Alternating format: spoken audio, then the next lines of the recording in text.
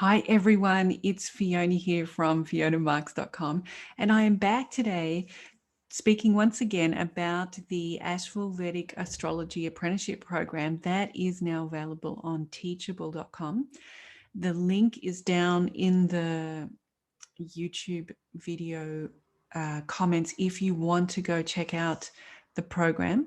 And in this part of the series, I'm just sharing with you my experience of some of the courses so that you get more meat on the bones of what you're really signing yourself up for and how rich this course truly is.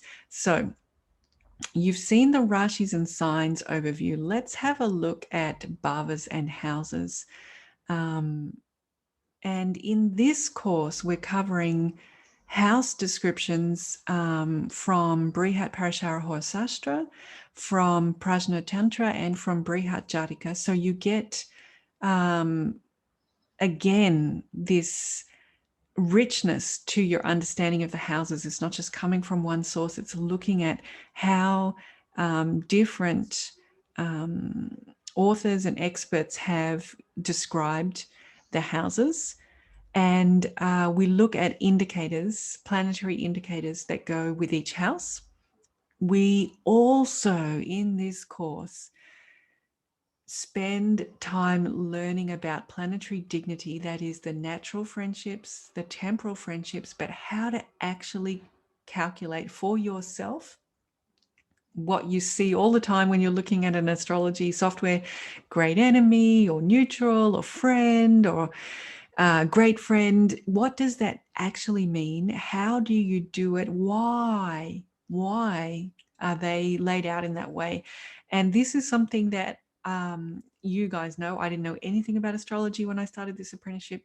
So I remember this is quite complex, the dignity calculation, and thinking, wow, how is this important?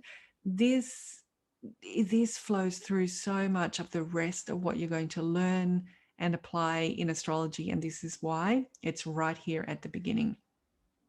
And we've got also prosperity and annihilation of a house. That's also something that's really important.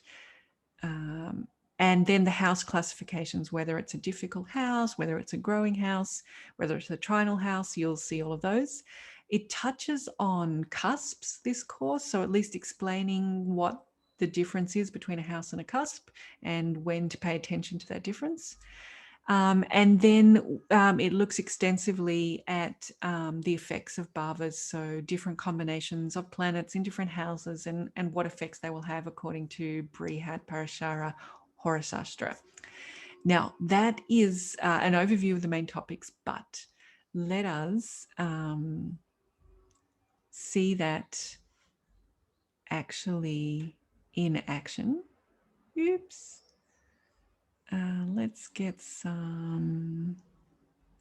Well, you can see here, this is one of the essay topics, all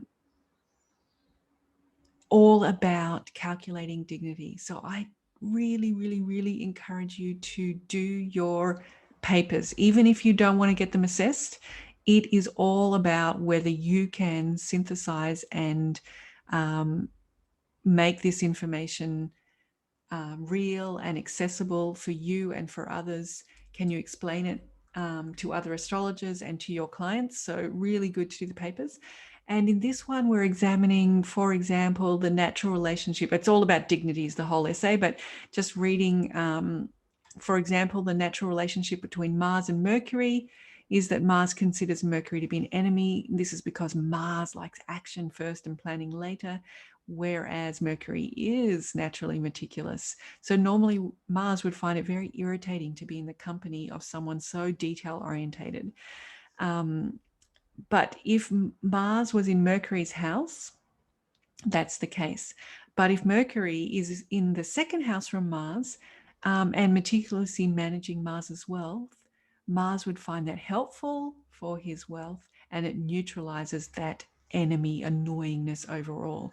And this essay really asks you to go through and understand how these innate friendships and how the placements in the charts affect the friendliness between the planets. So that's an example of one of the papers. But let's have a look at the notes. So you can see I took 41 pages of notes for this course.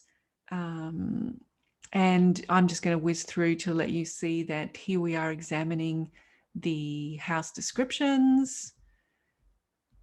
And I started hearing those, and I'll show you this at the end. I started synthesizing that in my own way. So I'll bring you back to that right at the end. We also looked at the Karaka planets that go with each house. You can see that here. Then we began straight away understanding dignity and taking you through the foundations of where this really comes from. So you know what those enemy, great enemy, friend dignities mean, what they're really talking about. And then we spent quite a lot of time also examining prosperity and annihilation. Really important concept of whether the house is going to produce results or not. Here we have some classifications of the different houses, the Karakas again. Here we've got the house indications from Prajna Tantra and from Brihat Jataka, reviewing also the BPHS ones. And I've gone off and researched at Wikipedia. You can see I've pasted that in there. We do some chart analysis, maybe for the first time. We're beginning to get enough knowledge to be able to look at that, learn a lot from looking at charts. Here are our essays.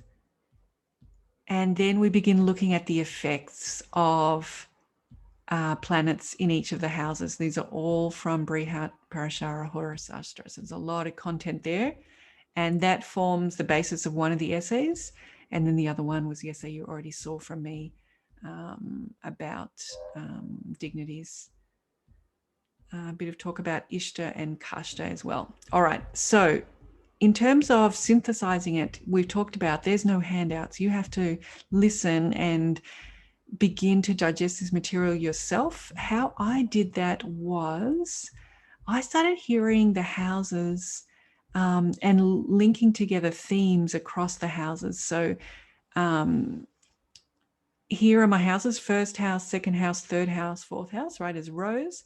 And which houses have something to do with body and health, which have something to do with families and relationships, which have something to do with properties, with objects, with money, with activities in the world, with death, and with travel. I made up these headings myself. You're going to hear it your own way, but this helped me to break down the richness, for example, of the second house. You can see that it relates to families. Sometimes it even relates to enemies. It relates to metals and precious stones. It relates to wealth and speech, and it's a Marika house. It's a death house. So I went through all of these houses and begin to group them into my own categories. And I hope that you will do something like that too. This is what the course is offering you in its unique way, is to ask you to grow your own material and to begin to chew and digest the food, the knowledge, so that you create your own resources. So I hope you that helps you understand a little bit more about what you will learn on the Bhavas and Houses course. And I look forward to seeing you in the next video. Okay, bye for now.